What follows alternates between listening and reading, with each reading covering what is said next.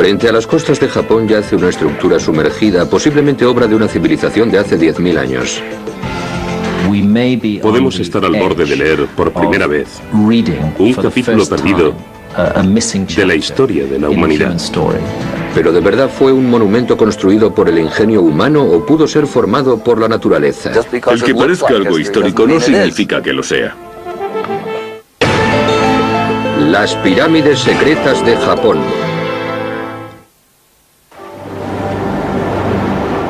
Las aguas que rodean la isla de Yonaguni en la costa sudoccidental del Japón son difíciles de alcanzar y aún más difíciles de navegar. Pero las azules aguas del mar de la China ocultan un tesoro de maravillas naturales. Este mundo submarino apenas ha sido visitado salvo por los buceadores japoneses que reclaman esa área del océano como propia. En 1987, el profesor de buceo Kiichiro Aratake se dispuso a buscar el modo de atraer a más buzos a Yonaguni. La naturaleza me asombra.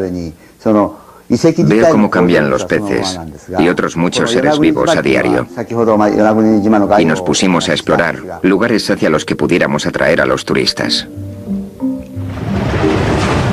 Kiichiro Aratake buscaba las zonas de reproducción de los peces martillo muy abundantes en este mar. Pensaba que si daba a los buzos la oportunidad de ver de cerca a estas criaturas, conseguiría su objetivo. Pero en lugar de eso, Aratake descubrió algo único, más espectacular de lo que él mismo podía imaginar. Cuando lo vi por primera vez, se me puso la piel de gallina y me sentí muy raro. Me pregunté por qué existiría algo así bajo el agua. Aratake descubrió unos megalitos de piedra que parecían restos de un antiguo templo. Cuando lo vi por primera vez, desde luego me parecieron unas ruinas. Así que bauticé el lugar como Cabo Iseki, el Cabo de las Ruinas. El Cabo Iseki está cubierto por 25 metros de agua, a menos de 1 kilómetro de la costa de la isla de Yonaguni.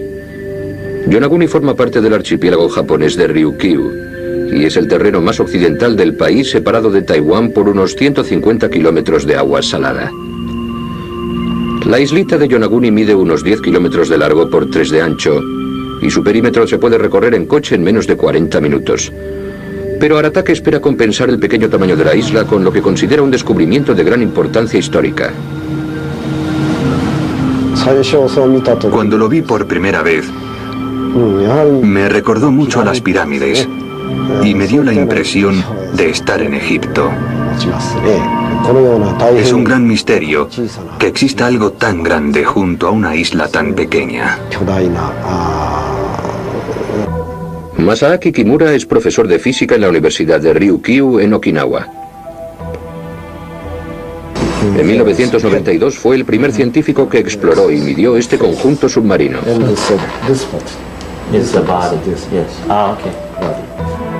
La estructura principal mide más de 150 metros de longitud, casi el doble que un campo de fútbol, y es más alta que un edificio de 8 pisos.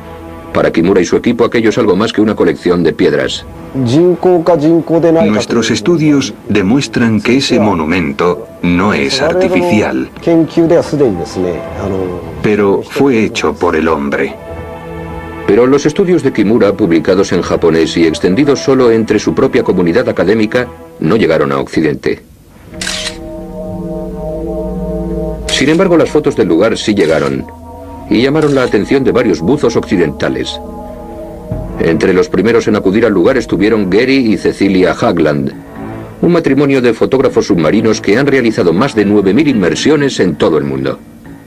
La primera vez que nos sumergimos junto al monumento, me pareció que estaba en una película de ciencia ficción, volando sobre una ciudad enorme. Y cuando volví al barco, no tuve palabras para describirlo. Iseki es un lugar mágico para bucear. Hay momentos en que, a causa de las dificultades, es muy peligroso. Pero hay veces en las cuales el mar se calma un poco Y puedes relajarte y observar, mirar el monumento y preguntarte qué o quién crearía algo así. No tengo la menor duda de que fue hecho por el hombre. Es absolutamente imposible que estuviera ahí, sin más. Sus fotos fueron vistas por el Dr. Robert Schoch, geólogo de la Universidad de Boston, que ha realizado un trabajo totalmente innovador en la datación de la Esfinge de Egipto. Oigo un montón de rumores y la gente me cuenta cosas de magníficos hallazgos que luego resultan no ser ciertos. Así que lo consideré otra de esas cosas cuando oí hablar de ello. Pero luego vi las fotografías y eran verdaderamente fascinantes. Las fotografías del documento impresionaron también a Graham Hancock, antiguo corresponsal del Economist y autor de una serie de libros sobre las estructuras más antiguas conocidas. Hancock inmediatamente se matriculó en un curso de buceo para poder ver el monumento con sus propios ojos.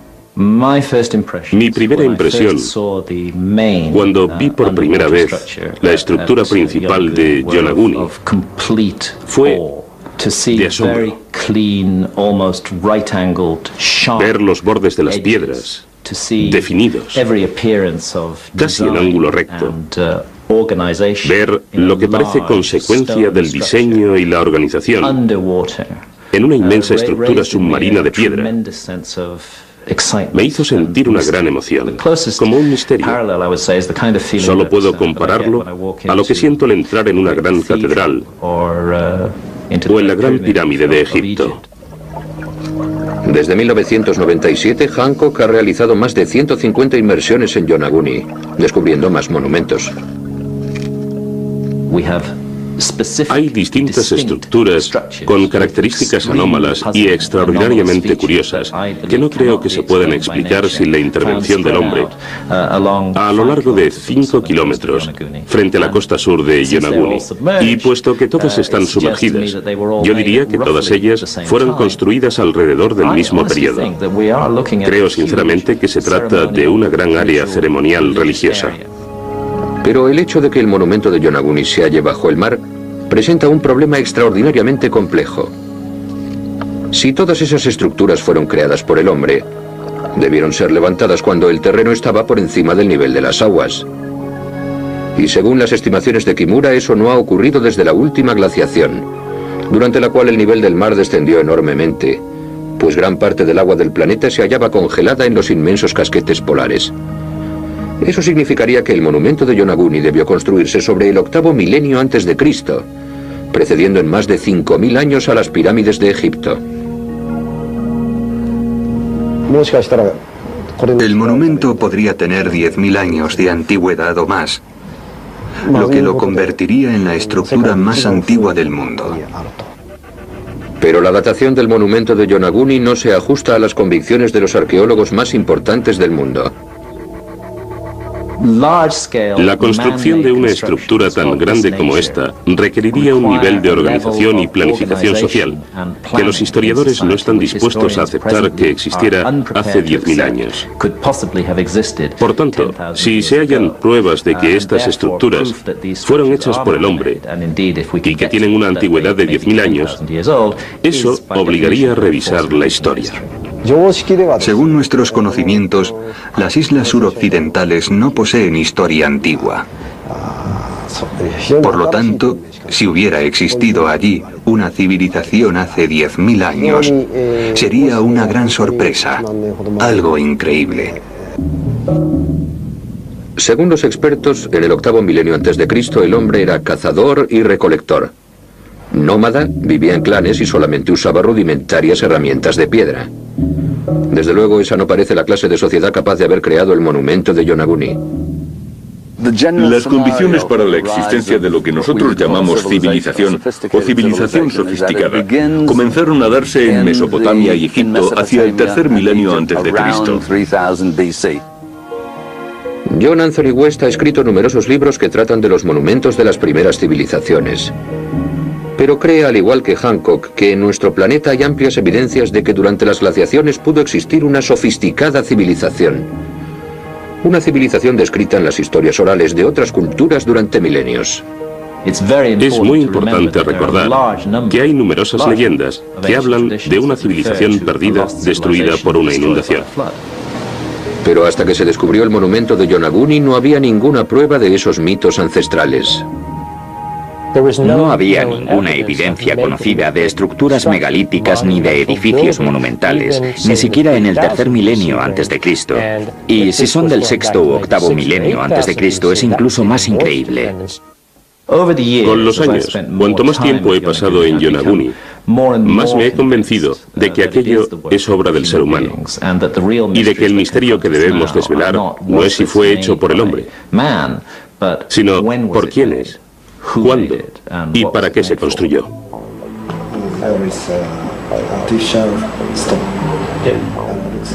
El profesor Masaaki Kimura cree que la última época en que se pudo crear el monumento de Yonaguni fue alrededor del año 8000 a.C., cuando esa parte de Japón aún no estaba sumergida. Pero si sus datos son correctos y el monumento fue hecho por el hombre, ¿quiénes lo levantaron? Para hallar la respuesta tendremos que estudiar las leyendas.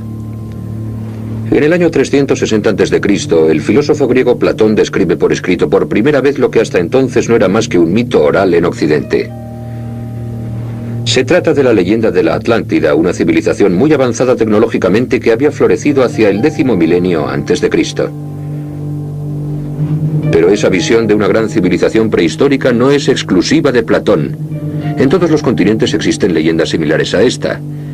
Y en Asia y el Pacífico Sur hay numerosos textos antiguos que cuentan una historia asombrosamente similar. Es esa idea tan extendida lo que lleva a ciertos hombres a explorar la posibilidad de que dicha civilización pudiera haber existido y no fuera solo una ficción. En mi opinión, es concebible que hayan existido antiguas civilizaciones relativamente sofisticadas que aún desconozcamos y que se extinguieran o se derrumbaran antes de existir las primeras civilizaciones que conocemos hacia el 3500 a.C. Los escritos chinos más antiguos describen un lugar llamado Penya, una isla situada al este y habitada por seres humanos capaces de volar y que poseían una poción que les daba la vida eterna. Los habitantes de la isla de Pascua se creen descendientes de un reino de dioses al que llaman Jiva. Un antiguo cántico hawaiano narra la llegada de una raza mágica venida de una isla flotante situada al oeste y llamada Mu. El monumento de Yonaguni podría ser una prueba palpable de la existencia del continente Mu. Yonaguni podría tener algo que ver con eso. Yo estoy seguro de que deberíamos estudiarlo al menos para ver si pertenece a una, como quieran llamarlo, protocultura o protocivilización de la que todos descendemos. Ya se llame Mu, Penya o Atlántida, todos esos lugares legendarios tienen algo en común: que la gran civilización de la que hablan fue destruida por una gran inundación. Hay más de 600 mitos que hablan de inundaciones en todo el mundo.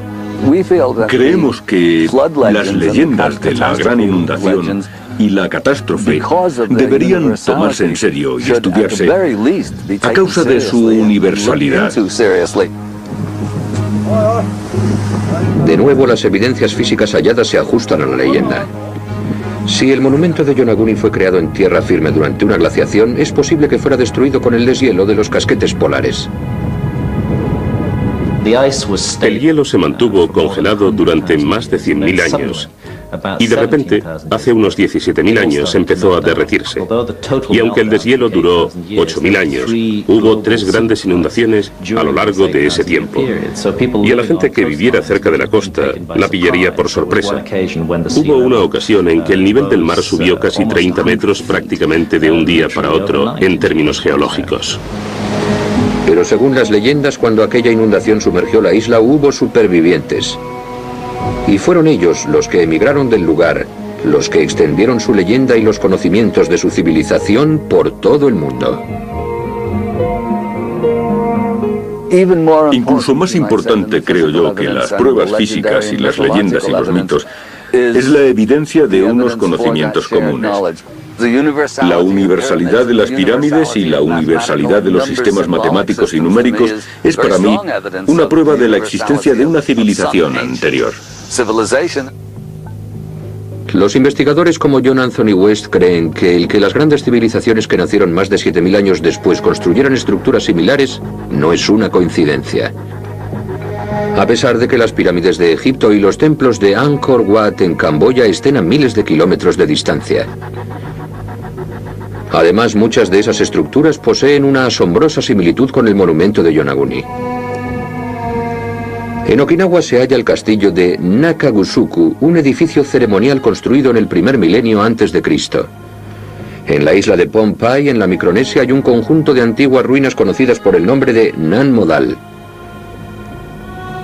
Pero tal vez el edificio más curioso sea el Templo del Sol hallado en Trujillo, Perú. Un templo pre-inca de terrazas irregulares levantado al otro lado del océano de Yonaguni.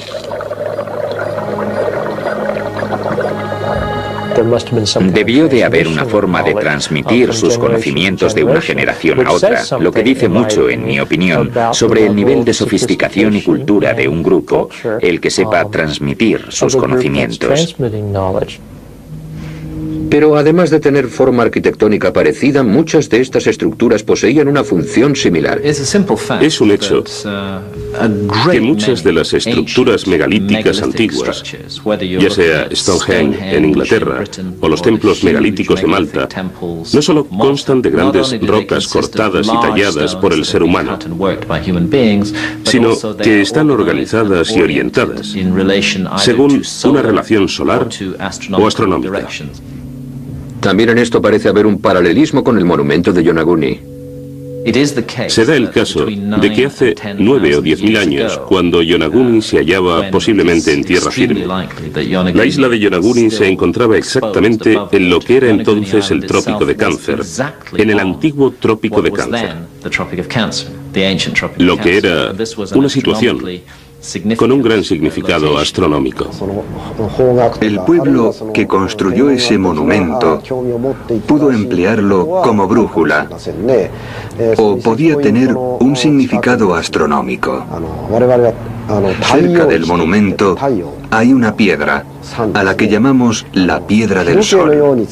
No sé si lo usarían como reloj o con algún propósito religioso, pero la piedra está orientada en sentido norte-sur. ¿Es posible que el monumento de Yonaguni sea la causa de la leyenda de la Atlántida? ¿De tantos mitos de inundaciones y de los antiguos conocimientos comunes? ¿O es simplemente un conjunto de rocas y de coincidencias? La comunidad científica se inclina a creer lo último. Los arqueólogos y los historiadores se consideran, y con razón, los especialistas en las culturas antiguas. Les gusta creer que conocen perfectamente nuestro pasado. Así que la idea de que exista un episodio importante, totalmente olvidado, es una amenaza para ellos, creo yo.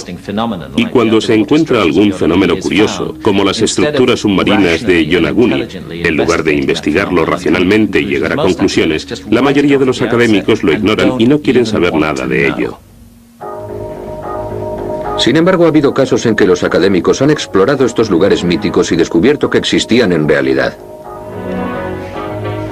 En 1870, el arqueólogo alemán Heinrich Schliemann realizó una excavación en unas ruinas cercanas a Hisarlik, en Turquía, y descubrió que la mítica ciudad de Troya existía en realidad.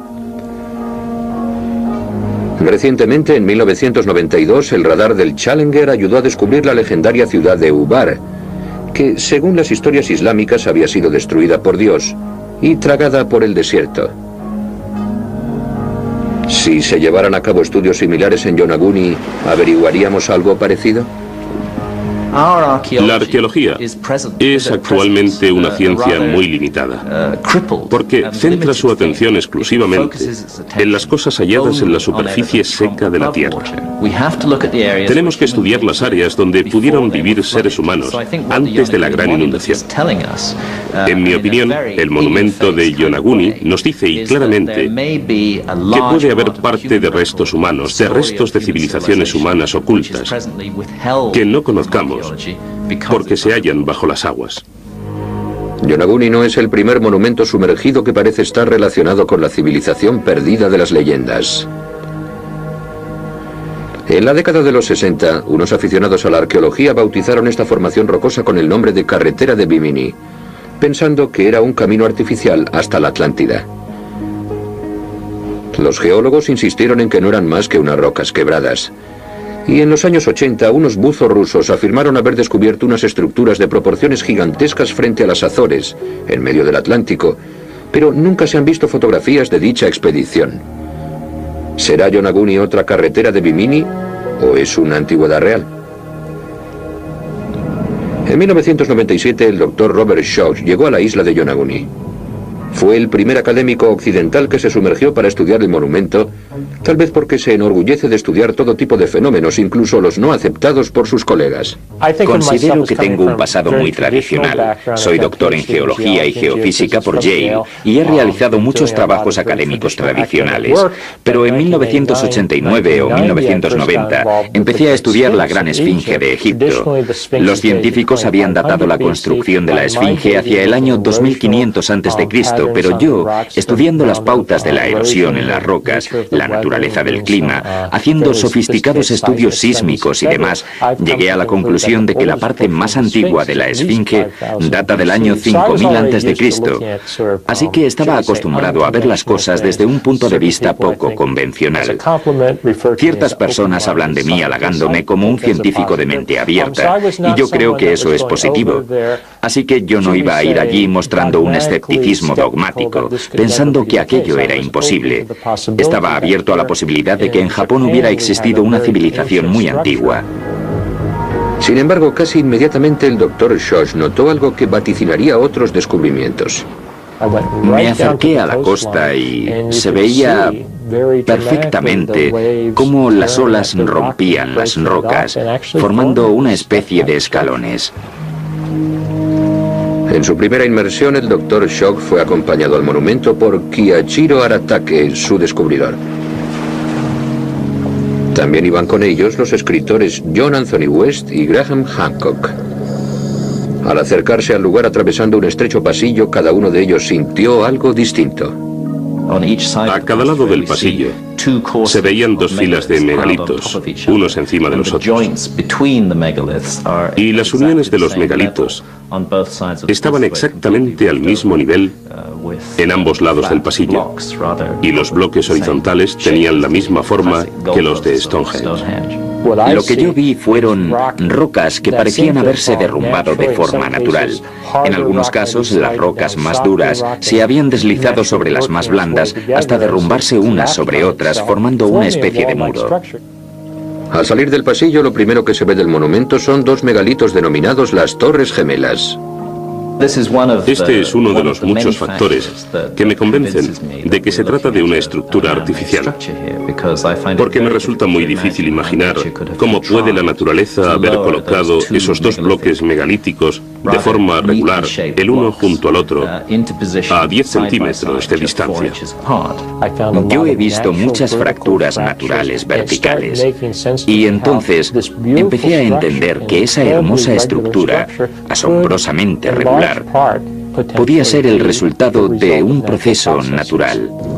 Schoch descubrió que dichos procesos naturales seguían trabajando en la actualidad. Tal como está formado el lecho, las capas de roca, las piedras se quiebran en horizontal. Y si esto se combina con fracturas verticales, la erosión hace de ellas unas estructuras en forma escalonada. Hay cortes que parecen absolutamente perfectos, tanto horizontales como verticales. Pero cuando te acercas al borde, ves que las rocas no han sido cortadas, sino movidas de las líneas de falla naturales para producir esas extraordinarias formaciones. Sin embargo, el profesor Kimura, basándose en sus propias inmersiones, cuestiona la teoría de la erosión natural. Junto al monumento no hay rocas. Si eso fuese una creación natural, habría grandes rocas, caídas del monumento, reunidas junto a su base. En el punto donde está situado el monumento de Yonaguni, las corrientes son increíblemente fuertes y la marea es capaz de partir la roca y de arrastrar trozos de ella, de llevárselas sin más. La naturaleza es capaz de formar estructuras magníficas. Eso no significa que sea artificial. Según Schoch, los ángulos rectos visibles en las fotografías son muy engañosos. Pero ¿puede la naturaleza formar estos ángulos que convencen por sí solos a algunas personas de la artificialidad del monumento? La roca no se ve porque está cubierta de corales, esponjas y algas. Y todas esas cosas, según lo que yo he visto, homogeneizan la superficie. Es como tener una superficie áspera y enfoscarla con cemento. En este caso, con cemento natural, formado por bioorganismos. Eso hace que parezca más artificial, más regular. Pero hay zonas en la superficie del monumento que, según Kimura, no parecen causadas por la erosión ni han sido alisadas por los organismos biológicos. Hay 3 agujeros de unos 70 centímetros de diámetro, alineados. Esas cosas se forman naturalmente cuando hay una piedra más dura, digamos, encastrada en la roca blanda, y la fuerza del agua la arranca.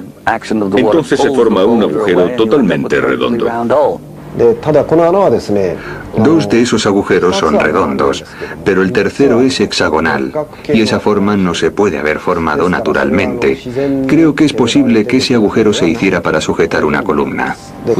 Hallamos un ángulo recto interior excavado en la roca. Los ángulos externos se podría decir que han sido causados por la erosión, por las olas. Pero el hallar un agujero en ángulo recto en un lugar protegido resulta muy curioso. Para Schoch, ese agujero también tiene una causa natural.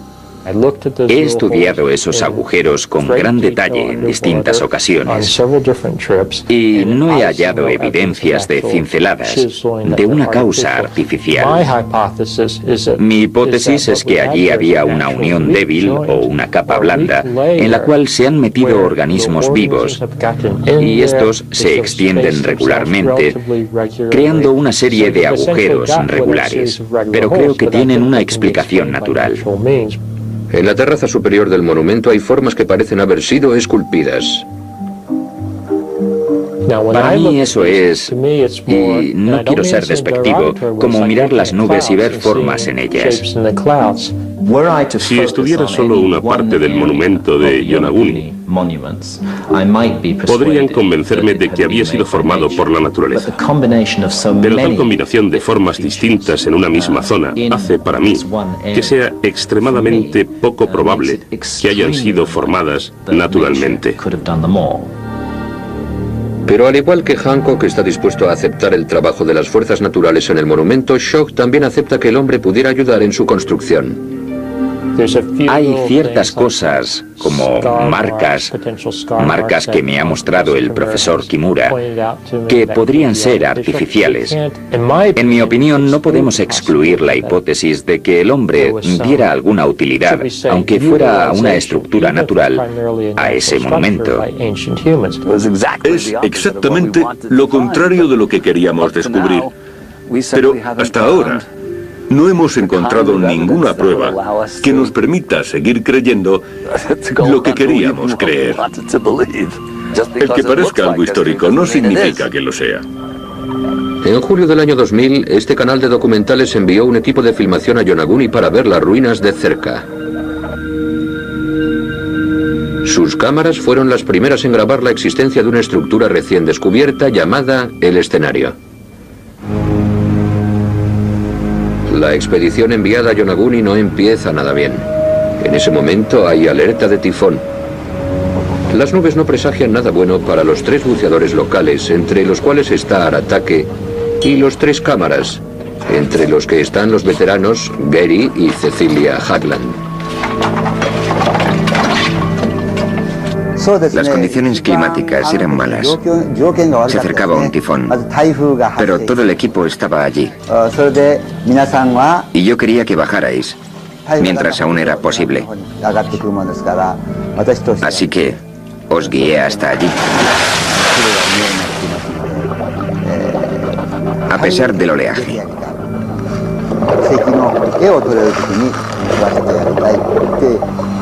Pensamos que no podríamos sumergirnos ningún otro día basándonos en los pronósticos meteorológicos. Mientras nos acercábamos al lugar se hizo más que obvio que no debíamos sumergirnos aquel día. Cuando nos metimos en el agua, la corriente era tan intensa que nunca me había imaginado que existieran corrientes así.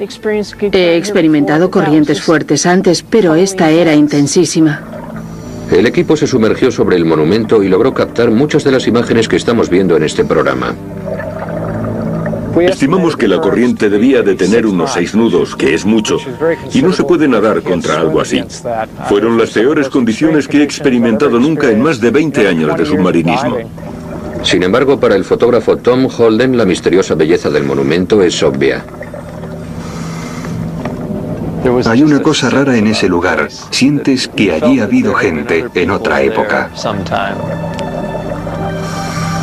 La situación empeora. Aratake hace salir a los buzos. El viaje de vuelta a la costa es muy sombrío. El equipo tendrá que esperar a otro día para poder fotografiar la zona recién descubierta. A la mañana siguiente, Gary Hagland se levanta filosófico. Trabajar en un monumento sumergido es como jugar a los dados o a la ruleta. A veces consigues algo bueno y otras veces te gustaría estar en cualquier otra parte. Ayer todos deseábamos estar en otra parte. Pero al día siguiente por la tarde se da un milagro. El tifón cambia inesperadamente de rumbo. El cielo se despeja y las aguas se ven azules y claras. Según Aratake, eso ocurrió por alguna razón. Creo que se debió a vuestra actitud con el monumento. Os portasteis bien. Dios lo sabe. En la travesía hacia el lugar, el equipo consigue las primeras vistas claras de la preciosa costa del cabo suroccidental de Japón. En el promontorio sur hay varias terrazas que muestran una ligera semejanza con el monumento hundido. Pero lo más asombroso es la impresionante roca de 30 metros de altura en que termina el cabo. Dicha roca puede recordar a la moya de la isla de Pascua y sus conocedores poseen opiniones divididas entre si es natural o artificial. Esta vez la corriente no llega a los 2 nudos y el agua es azul y cristalina. Había salido el sol. El mar estaba en calma y la visibilidad era magnífica. Para un cámara, aquello era un sueño. Poder sumergirnos con las cámaras en esas condiciones en el agua era lo que deseaba. Era muy emocionante. Aratake guió a la expedición hasta un lugar a 1 kilómetro aproximadamente del monumento principal. Al acercarse, los buzos vieron una gran estructura plana con 2 lados elevados. Se trataba del denominado escenario. Cuando vimos el escenario, aquello me dejó atónito, porque sentí que allí había una presencia, que había habido hombres allí hace muchos años. Puede que fuera un altar o un escenario, no lo sé. Puede que fuera algo así como un trono, pero sentí que aquello lo había tocado el hombre hacía muchísimo tiempo. Yo iba siguiendo al ataque de cerca, mientras él nos mostraba los distintos rasgos y se señaló los ojos y luego señaló un área excavada en la roca y creí que quería decir, ven a ver esto. Así que me acerqué con la cámara y luego me di cuenta de que quería decir que eso eran ojos, pero estaba demasiado cerca para verlo. Pero cuando me alejé con la cámara, de repente se materializó. Allí, esculpido junto al escenario, había un rostro. No tengo la menor duda de que fue hecho por el hombre. Es absolutamente imposible que estuviera ahí, sin más. Cuando miro esas caras, esos rostros, no pienso en Egipto, sino más bien en lo que se ve en Centroamérica, sobre todo en algunas esculturas mayas. Y por el lado había otra enorme imagen.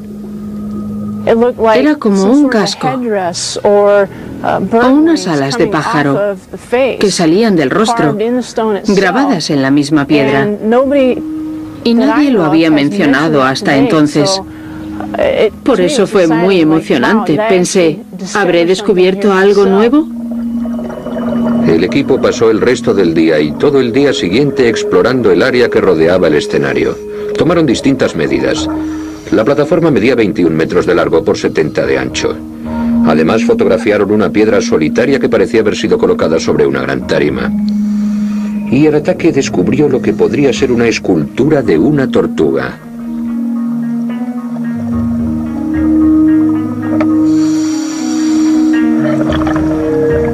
En las rocas había ranuras que podrían ser grabados. Habría que estudiarlo, porque aquí hay más de lo que se sabe. Y creo que podría reescribir la historia. Esta experiencia que hemos tenido ha sido increíble. Probablemente sea la experiencia más asombrosa que he tenido nunca. He tenido la suerte de viajar por todo el mundo y ver algunos sitios maravillosos y realizar inmersiones preciosas, pero esta ha sido inolvidable. Y espero que interesemos lo bastante a los científicos para que intenten desvelar este misterio. Las personas que vienen a ver las ruinas, al principio, se muestran muy escépticas. Pero cuando las ven, bajo el agua, el 99% de ellos quedan fascinados. Y cuando los veo marcharse fascinados, me alegro mucho de haberlas descubierto. Tras 3 días de estudio y grabaciones, el equipo vuelve a tierra firme. Allí revisan la cinta junto a Kiyachiro Aratake, observando con emoción las imágenes recién descubiertas en el escenario de Yonaguni.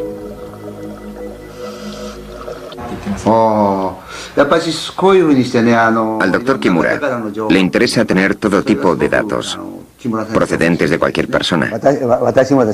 He tenido el privilegio de sumergirme con un gran equipo y de realizar 2 nuevos descubrimientos. Se lo comunicaré al doctor Kimura de inmediato. Después, Aratake lleva al equipo occidental a uno de los cementerios más antiguos de la isla, situado en una colina que domina la situación del monumento. Las tumbas no han sido fechadas, pero muestran un gran parecido con los monumentos submarinos que yacen a 1 kilómetro de la costa de Yonaguni. Estas tumbas y las ruinas deben estar relacionadas. Hay ciertas tumbas en Yonaguni que no son como las tumbas tradicionales de Okinawa. Por lo que yo vi, parecen más antiguas y están excavadas en la piedra. Y en realidad muestran una semejanza estilística, si se puede usar ese término, con las estructuras submarinas de Yonaguni. Por lo que creo que aunque el monumento de Yonaguni sea totalmente natural, es razonable asumir que pudo ser utilizado, visitado y admirado por una antigua civilización que existió allí y que lo imitó al construir esas tumbas. ¿Es el monumento de Yonaguni una formación rocosa natural que sirvió de inspiración a los antiguos habitantes de la isla? ¿O se trata de la estructura artificial más antigua del mundo, obra de una legendaria civilización prehistórica? En la actualidad no podemos hacer más que especulaciones. Para conocer la verdadera importancia de dicho monumento habría que llevar a cabo un estudio completo por parte de científicos especializados, pero hasta el momento no se ha planeado ninguno. El que no se tenga en cuenta un fenómeno como una serie de estructuras anómalas sumergidas frente a las costas de una isla japonesa y el hecho de que pocos académicos se hayan molestado en dedicarle siquiera 1 minuto de su tiempo a dicho fenómeno es para mí un enorme fracaso de la ciencia actual. En Japón solo hay unos cuantos arqueólogos que se hayan sumergido para estudiar el monumento. Y los otros académicos, sin haberlo visto con sus propios ojos, sacan conclusiones basadas en su imaginación. Si vinieran, se sumergieran y hablaran con nosotros, estoy seguro de que mis teorías sobre Yonaguni serían más aceptadas. Estoy segurísimo de ello. Solo el tiempo descubrirá el verdadero significado, la auténtica importancia de este descubrimiento. Pero confío en que con el paso de los años se irán descubriendo más cosas acerca de este monumento y el resto de estructuras de Yonaguni, y eso cambiará nuestra percepción de la historia. Si de repente me dijeran y me mostraran imágenes, pruebas fiables de que Aratake o el profesor Kimura habían encontrado alguna inscripción en el monumento de Yonaguni que fuera artificial, sin duda alguna, sería genial. Aplaudiría y cogería el primer avión para ir a verlo.